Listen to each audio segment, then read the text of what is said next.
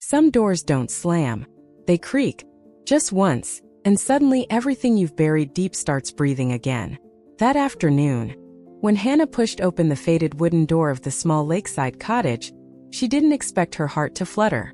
Not because of memories, but because of a glance. From someone she thought belonged to a past too far gone to touch. That someone was Eli, Tessa's little brother.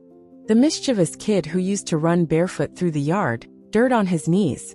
The one who once kissed Hannah on the cheek, shy and sudden, when she came over at 17, sending the whole house into a fit of laughter as he bolted away in embarrassment. 14 years had passed. Hannah couldn't remember the last time she'd been back here. The quiet wooden cabin nestled beside a glassy lake, where summers weren't measured in dates but in laughter. Tessa, her best friend of over 30 years, had called just a week ago. "Just come," she'd said. "You need a little peace." Hannah had agreed without overthinking.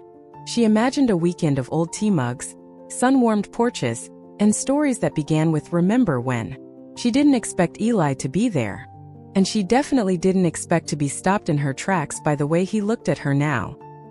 He was standing in the kitchen, pouring a glass of red wine, golden dusk slipping through the frayed curtains and catching on the edge of his jaw, a jaw that had long outgrown boyhood.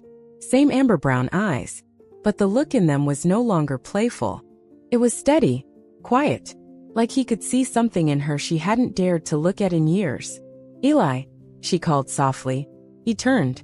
His smile was slow, surprised for a second, then warm like sunlight that shows up late but stays just long enough. "Hannah? I thought you'd never come back to this place." She laughed, trying to mask the sudden fluster. "And here I am, walking into a June afternoon, and finding the kid who once destroyed my Uno deck now pouring wine like some Parisian gentleman." They hugged, a casual, polite embrace.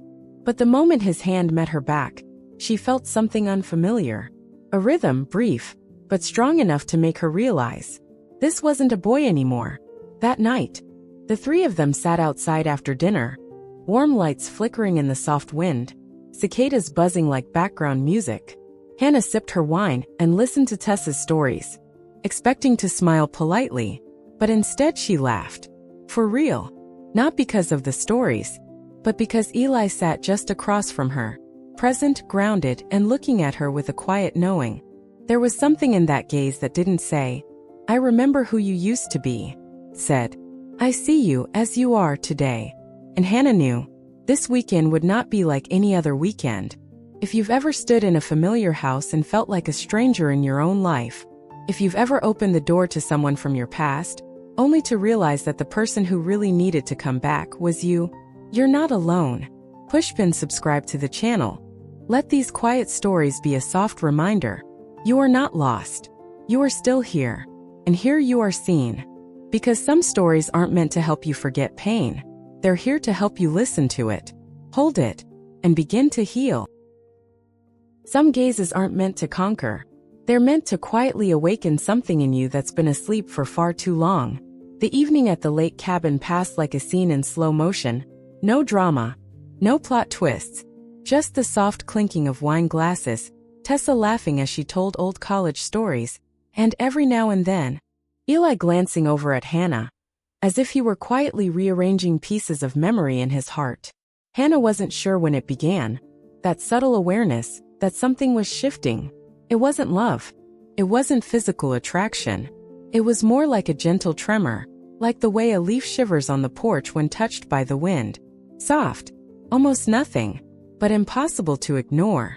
The next morning, the lake was still like a blank page waiting to be written on. Hannah stepped onto the porch with a coffee in hand, planning to read a few pages of an old book alone. But Eli was already there, leaning against a wooden beam, eyes closed, breathing steady like someone who had learned to sit in silence without being lonely. "You always wake up this early?" he asked without opening his eyes. She smiled. "Coffee tends to wake me before any alarm ever does." He opened his eyes and looked at her, no rush, no scanning. Just a still gaze that made her feel seen. They sat side by side for a while without speaking. They didn't need to. The morning air was soft enough to carry the moment without words. After some time, Eli pointed to the delicate silver necklace resting at her collarbone. You still wear it. Hannah touched it gently. A tiny maple leaf charm. The last gift her late husband gave her. He gave it to me for our 10th anniversary, she said, voice as light as wind. I haven't taken it off since the day he died. Eli didn't respond right away. But something in his expression shifted, like a lake learning to hold a storm without breaking. I remember that day, he said unexpectedly. You came over. And he didn't take his eyes off you during dinner. I was 16 at the time. And I remember thinking, if a man can love someone the way he looked at you, then love like that is worth waiting for. Hannah stilled, not because of the memory itself, but because she hadn't realized Eli had been part of it. To her, that dinner had always been a quiet, sacred moment shared between two people. But apparently, there'd been a third person at the table, a 16-year-old boy, watching and remembering. As the sun climbed gently above the trees, Eli turned toward her, eyes still tracing the water. I don't know if you believe this, he said, but I never thought I'd see you again like this. Older, a little sad, but strong, like something cracked but still standing. Hannah turned to him. A breeze lifted a strand of her hair, letting it drift across her cheek. Eli reached up and tucked it behind her ear. A small gesture, one you might see in longtime lovers. But for them, it was the first time. And it made her chest tighten, not because it startled her, but because it had been so long since anyone had touched her like that. With respect. With care. She didn't pull away. She didn't lean in. She just looked at him and said nothing. And Eli didn't say anything more either, because sometimes the most profound things can only be named in silence. Some words are never meant to be spoken in front of a crowd, because they only gather enough courage when there's wind, water, and just two people. That afternoon, Tessa was busy in the kitchen, proudly making her famous apple pie. Meanwhile, Hannah and Eli wandered down the old trail leading to the dock, the same one where the lake stretched out like a soundless mirror, reflecting back fragments of memory you thought were long gone. The air carried the scent of pine and fallen leaves, and somehow the smallest sounds, a bird call, water lapping at the wooden beams, became strikingly clear when shared with someone who made your heart feel like it was quietly turning over. You still walk slow, Eli said, half teasing. Or maybe you still walk too fast, Hannah replied with a soft smile. No longer polite banter, but something gentler, more familiar. They stopped at the end of the dock, where two wooden chairs still faced the lake. The one on the left had faint initials carved into the armrest. T+H. Something she and Tessa had done as teenagers. Proof that sometimes the silliest things end up being the most precious, once you've lived enough to understand their value. Eli sat first. His eyes faced the lake, but his hands were woven together in thought. You used to have such a full life, didn't you? He asked without turning to her. She paused. I did. Full of love. Full of loss. And full of silence, too. He nodded. I know that silence. Quiet filled the space between them. Not awkward, just honest. Then Eli turned to her. Not with longing. Not with expectation. But with something much more human. You probably don't know this, Hannah, he said. But when I lost her, the woman I loved, I thought the world had shrunk down to just me and the emptiness. Hannah turned to him. It was the first time Eli had spoken of her. Cancer, he said quietly. It came too fast. No one had time to say anything that made sense. She loved yellow, hated roses, and never believed in long-term love. But I did. I believed. Right up to the moment I held her hand for the last time. Silence fell again, deeper now. I know that feeling, Hannah said softly, like pulling a thread from her own chest. I once loved someone I thought was forever too. But when they leave, it's not the leaving that hurts the most. It's all the living you never got to do with them. She reached up and gently touched the small maple leaf pendant at her neck, eyes still resting on the water. And after that, I started to believe no one would ever truly see me again. Just the leftover version, the woman from a story that had already ended. Eli reached over slowly, placing his hand gently on hers, resting in her lap. I see you, he said quietly. Not as someone's wife. Not as a quiet past. But as who you are sitting here, whole, brave. and beautiful like the sky after a storm. Hannah didn't turn toward him, but her eyes shimmered, not from sorrow, but because for the first time in years, someone had spoken to her spirit, without saying her name out loud. The afternoon light began to fade. Their shadows stretched out over the lake still and long. Neither said another word. They didn't have to, because when you're with someone who truly sees you, silence is enough to make the heart tremble. Some touches don't come with promises. They don't carry desire. They don't say, "I want you." They only say, "I see you." That night after dinner, Tessa excused herself early with a quiet apology about a headache. Hannah stayed behind to wash the dishes, plates still dusted with sweet apple pie and a hint of warm cinnamon. The kitchen was quiet, bathed in soft yellow light and the gentle sound of water trickling into the sink. Eli stood beside her, drying each plate she handed him, silent in a way that felt respectful, as if he feared disturbing something fragile stretching between them. Every now and then, their hands brushed. The first time it was accidental, the second time too, but by the third, neither of them pulled away. "This kitchen's never been this quiet," Hannah said, her voice light, an attempt to soften the hush between them. Eli chuckled softly, drying his hands as he leaned back against the old counter, eyes drifting up to the wooden ceiling beams. "I remember when you and Tessa used to laugh like crazy in here. You, her, even Nathan." Her late husband's name landed like a small hush in the room. Hannah looked down at the dish towel in her hands and nodded slightly. "I'm so sorry," Eli said, voice lower now. "He was the kind of man a 17-year-old kid like me wanted to grow up to be." She smiled gently. "Well, you grew up, Eli." He turned to her then, and the way he looked at her, not in surprise, not in longing, but with the quiet depth of someone who had waited a long time to feel this kind of moment, it made her heart pause. Then he stepped closer. Not suddenly, not with pressure, just enough to close the space, like a man walking toward a question that hasn't been asked yet. And when his hand reached up to tuck a stray strand of hair behind her ear, that simple gesture stilled Hannah, not because she was nervous, not because he was younger, but because she couldn't remember the last time someone had touched her without expecting anything in return. Eli said nothing. He just looked at her like, "You don't have to do anything. You don't have to respond.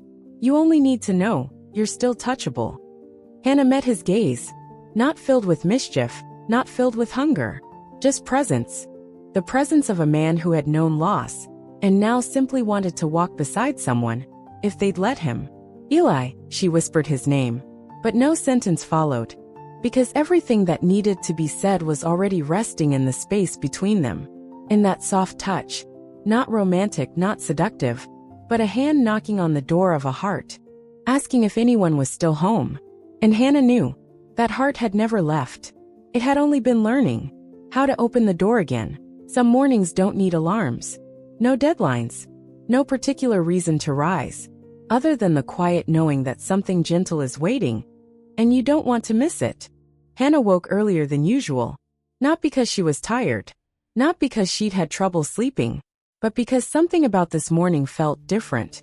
The light filtering through the window was soft like a whisper. The air carried the scent of warm pinewood and something unnamed that lingered from the night before.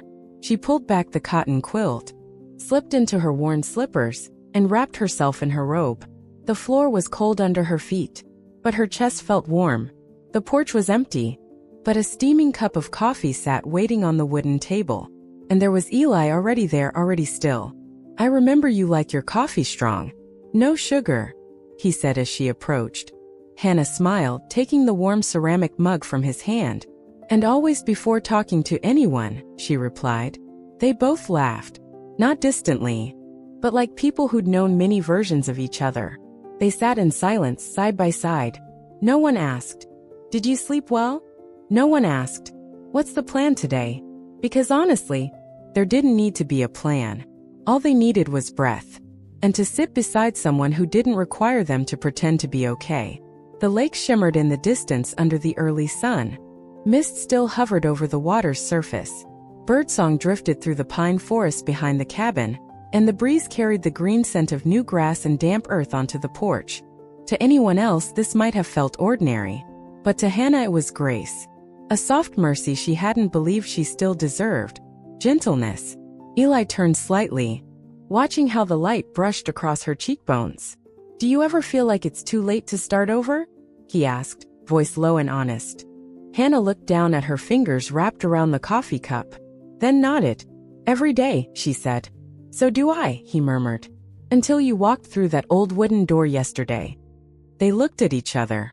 Nothing more was needed, because that look, that pause, held the rhythm of two hearts quietly finding their way again. A moment later, Eli stood and walked to the edge of the porch, leaning against one of the old wooden beams. "I don't want to rush," he said without turning around. "I don't want to break something fragile. But I also don't want to pretend nothing's happening." Hannah followed, standing beside him. The breeze caught a strand of her hair, lifting it toward him like it too wanted to speak. "I don't want to rush either," she said. "But I think if something brings peace to your chest, you shouldn't ignore it." He turned to her, and his smile wasn't that of a man trying to win someone over. It was the smile of someone grateful simply to be allowed here. That morning they didn't kiss. They didn't touch. They didn't promise anything. They just stood in the rising sun. Two people who'd been hurt enough to know showing up quietly is also a form of love. If you've ever sat beside someone and heard them say something so soft it barely stirred the air, but it stirred something deep in you. If you've ever asked yourself, "Am I weak for still hoping someone will see me, even just once, truly?" Then maybe give yourself permission. Hit that follow button. Not because we'll change your life, but because here, you'll walk beside people also learning how to say, "I am worthy," even in the smallest of ways. Starting with this, don't silence your heart again. Okay, a woman's intuition doesn't need evidence. All it takes is a look, a slight tilt of the head, a casual question, a smile that isn't quite carefree. Tessa, Hannah's best friend for nearly 30 years, had seen it all. Monday morning at the lake house, Tessa stepped out onto the porch, 2 smoothies in hand like she always made on weekend getaways. But the second she reached the doorway, she paused. Just for a moment. Hannah was standing beside Eli. They weren't touching. They weren't even speaking. But they didn't need to. The space between them was no longer empty. It had already been quietly filled with something softer than words. Tessa didn't interrupt. She simply turned back into the kitchen and set the smoothies down. When Hannah returned to the porch later, her glass was already waiting for her. No one said anything, but she could feel it. Tessa knew. That afternoon, while Eli went into town for grill supplies, Tessa and Hannah sat on the old bench by the lake. The same bench where they once fought over a boy at 20, where Hannah had whispered through tears about her miscarriage, where they sat in silence the day they both realized Hannah's marriage had quietly stopped being right. Tessa was the kind of friend who didn't need to ask to understand. But today she chose to ask. "Your eyes look a little brighter than yesterday," she said, sipping her lemonade. Hannah's hand paused. Tessa didn't look at her, didn't smile, didn't tease, just asked softly like a big sister would. Hannah was quiet for a while. "I don't know," she finally said. "Or maybe, I don't want to know." Tessa turned to her. For the first time in their lives, she saw Hannah sidestep a question that didn't need to be avoided. And that in itself said so much more. "I used to think you'd never open up again," Tessa said gently. "You were living like a candle that kept burning only out of habit, not because it had anything left to glow for." Hannah looked over, eyes glassy. "And now," Tessa continued, "whether it's Eli or anyone else, if someone can make you smile like you used to, I won't stand in the way. I'll only ask one thing." "What's that?" "Don't call it love. If what you really need is a placeholder for the ache." She paused. "And don't deny it. If it's the one thing that's making you want to truly live again." Hannah leaned her head on her friend's shoulder. She didn't cry, but inside, it felt like a door had opened, not for someone to walk in, but for light to step through. And somewhere on the porch behind them, Eli had just returned, paper bag of fresh bread in hand. He paused when he saw the 2 women sitting together in stillness. He understood. He wasn't the center of this story. He was simply someone waiting on the edges, in case she ever wanted to walk out of the dark. Before a woman says yes, She must first walk through a whole forest called Am I Even Allowed To? That night the moon rose early. Its light fell gently on the lake like a sheer white veil. Eli and Hannah sat on the porch swing. Between them, a thin blanket and a distance. Not far but not quite close enough to name anything out loud. Eli didn't speak like he usually did. He didn't stare. Just glanced at her every now and then like a quiet check-in. She's still here. She hasn't walked away. Hannah wondered why something this quiet could make her heart race like this. I know, Eli said softly. You're standing between two things. She didn't reply. Between allowing yourself to move forward, or standing still to keep old wounds from opening again. Hannah turned to him. Which one do you think I'm leaning toward? Eli didn't answer. He just looked at her. With no expectation. Only acceptance. A moment later Hannah stood. Walked inside. Said nothing. Eli didn't follow. But an hour later, when he gathered the empty cans from the porch and stepped into the kitchen, he found her sitting at the wooden table. One hand cradled her forehead. The other held a pen. In front of her, a piece of paper. Half written. A letter. To herself. Dear Hannah, I see you. The woman who once lost the light in her own eyes. The woman who once believed, no one needs me anymore. But you were wrong. You don't need to be needed. You just need to be seen truly, in the eyes of someone who chooses to look. And tonight you were seen. Not as someone's ex-wife. Not as the echo of a past life. But as you. Whole. Tender. And real. You don't need to say yes. You just need to stop saying no to your own heart. Eli couldn't read her words, but he felt something shift. He stood at the threshold, not stepping forward, not walking away, because he knew that woman was finally turning back toward herself. Hannah looked up and saw him. She didn't look surprised. You're still awake? She asked. He smiled. Didn't want to miss the moment you forgave yourself. She held his gaze for a long second, then put the pen down, and for the first time, her shoulders softened, as if she'd finally laid down a burden that had been clenched too long. No one said it aloud, but both of them knew. That moment wasn't when love began. It was when resistance ended. Some moments don't need grand gestures. No declarations. No kiss. Just a woman letting her shoulders fall. And someone beside her who knows she's allowing herself to be loved. That afternoon, the pine trees whispered like the quiet sigh of a season changing. The wind carried the scent of sap and let golden leaves drift down, like tiny letters sent by time. Eli asked Hannah if she wanted to walk around the lake. She didn't nod, didn't refuse. She simply stood up, grabbed a light jacket and walked beside him. Neither spoke during the first stretch of the trail. Just the soft crunch of their shoes on moss-covered earth.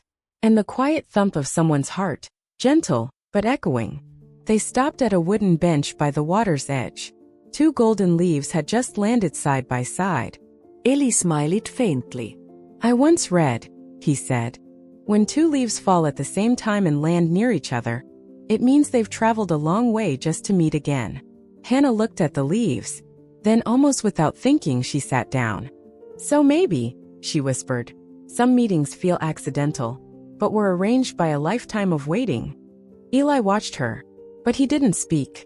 Because sometimes, when a woman finally opens her heart, the best thing you can offer is silence that listens. You know, she said quietly, still looking at the water, I used to believe that if I kept living, I'd just be some smaller version of myself.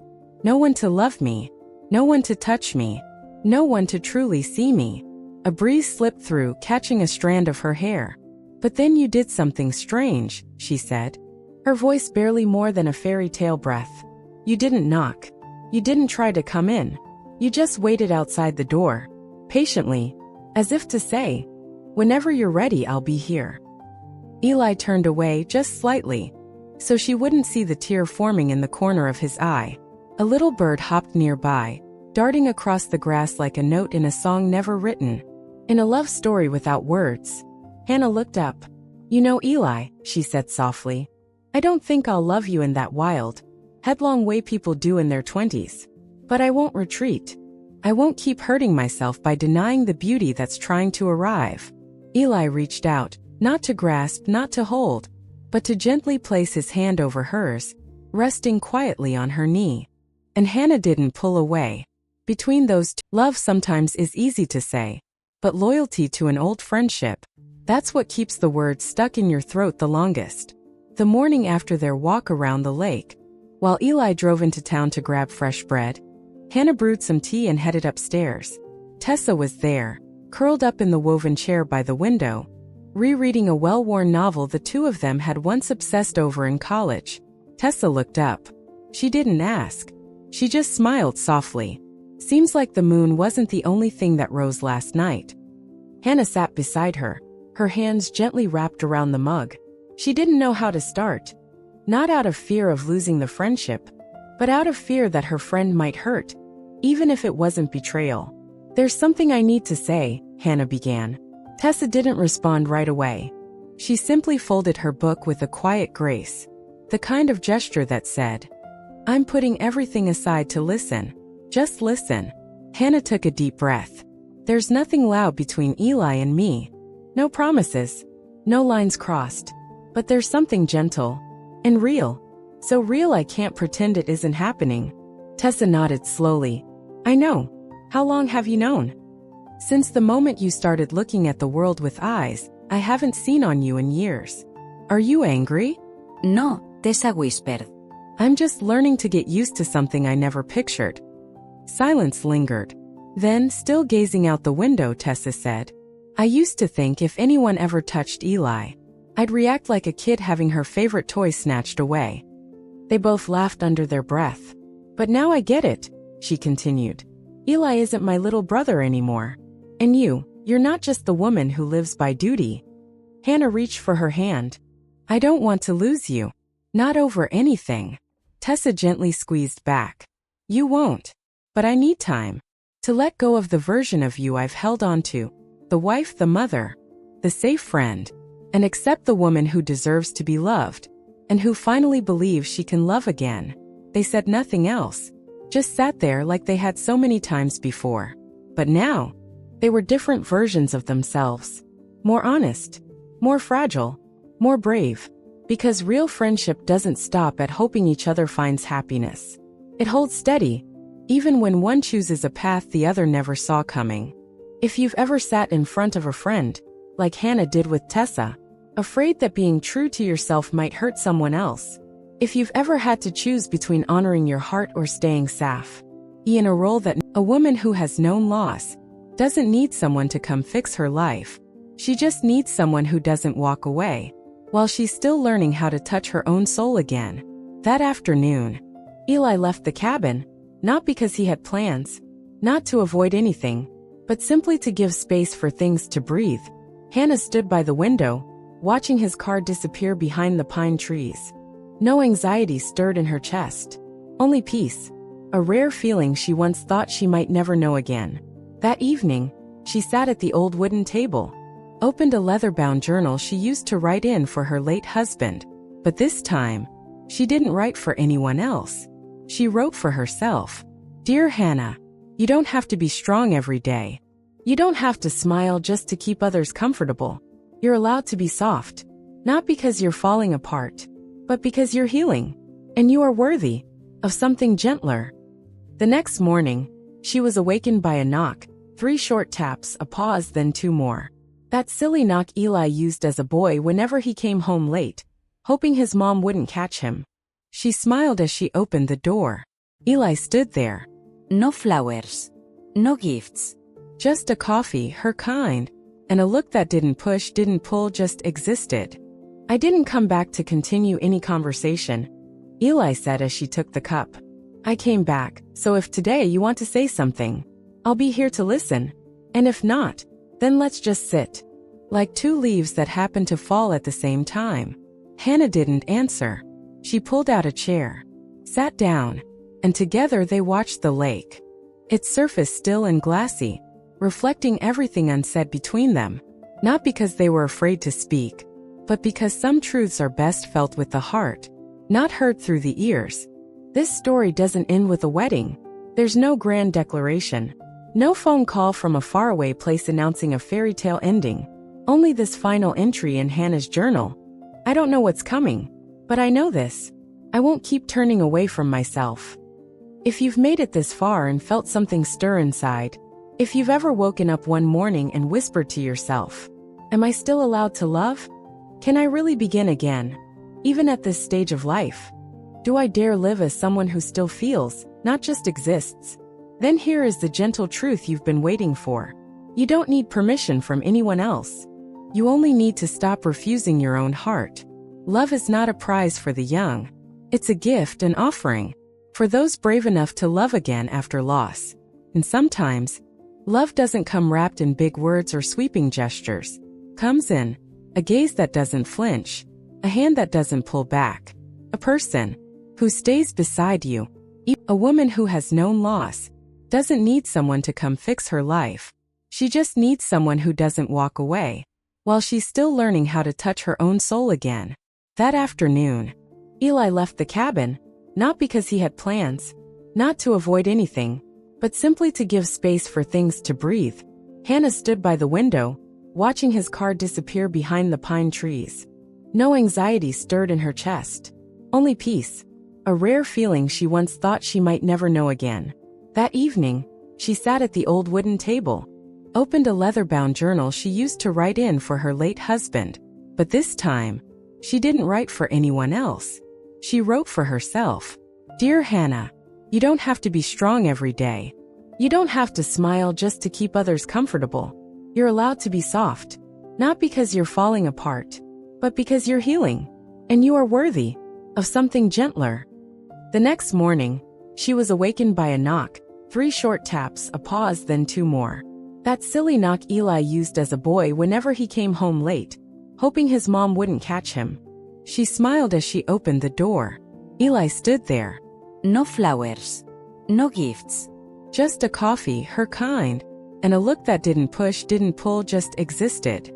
I didn't come back to continue any conversation, Eli said as she took the cup. I came back, so if today you want to say something, I'll be here to listen. And if not, then let's just sit.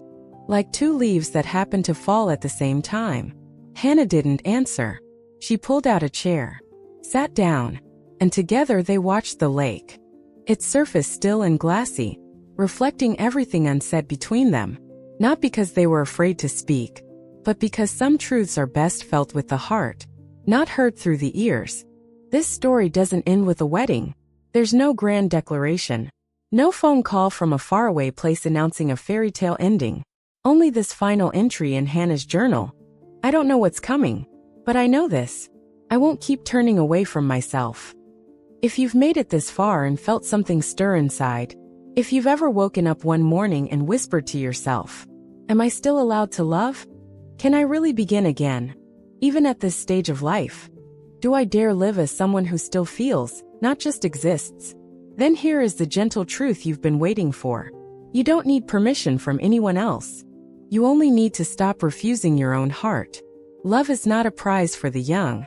It's a gift and offering for those brave enough to love again after loss. And sometimes, love doesn't come wrapped in big words or sweeping gestures. Comes in a gaze that doesn't flinch, a hand that doesn't pull back, a person who stays beside you